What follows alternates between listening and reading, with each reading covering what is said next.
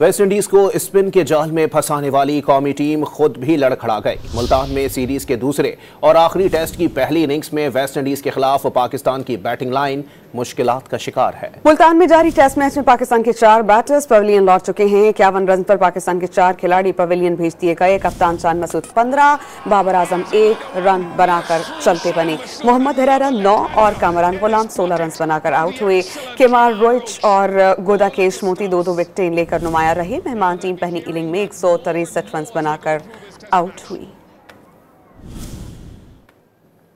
मुल्तान में जारी test match में पाकिस्तान के 4 बैटर्स पवेलियन लौट चुके हैं। 51 रन पर पाकिस्तान के 4 खिलाड़ी पवेलियन भेज दिए गए। कप्तान चांद मसूद 15, बाबर आजम 1 रन बनाकर चलते बने। मोहम्मद हिरारा 9 और कामरान गुलाम 16 रन बनाकर आउट हुए।